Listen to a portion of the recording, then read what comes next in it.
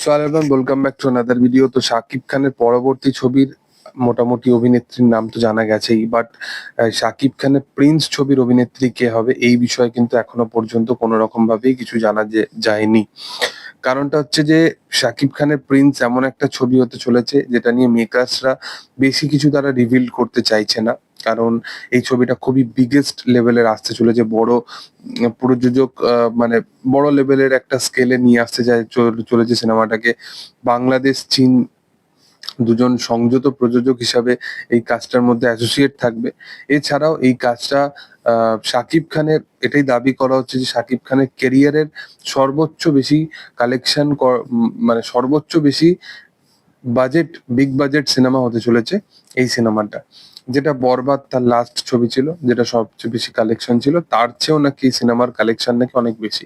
সিনেমার শুটিং সমস্ত কিছু আউটডোর লেভেলের হবে এবং সিনেমার যে টাইটেল কার্ডটা, যেটা এতদিন এসে যাওয়ার পরিকল্পনা করা হয়েছিল, বাট ক্রিয়েটিভ কিছু একটা সমস্যার কারণে সিনেমার টাইটেল কার্ড এখনো পর্যন্ত আসেনি। তার কারণটা হচ্ছে, দেখো, মেকার্সরা পুরোপুরি ডিসিশন নিয়েই নিয়েছিল যে এই টাইটেল কার্ডটা আনবে, বাট শাকিব খানকে তারা পরবর্তী টাইমে তারা টাইটেল কার্ডটা পাঠায় এবং শাকিব খানের কিছু কিছু জায়গায় ইস্যু মনে হয়। এবং মেকার্সরাও এটা ডিসিশন নেয় যে তারা যেন শুধুমাত্র ওই একটা বলতে পারো যে তারা প্রথম কিছু একটা পা রাখছে বাংলা ইন্ডাস্ট্রিতে, এবং তারা সেটা যেন একদম টেকেন ফর গ্র্যান্টেড হিসেবে না নেয়। তারা যেন প্রথম কিছু নিয়ে আসে যেটা যেন অডিয়েন্স মনে রাখে যে হ্যাঁ, এদের মধ্যে সেই পোটেনশিয়ালটা আছে কিছু করার।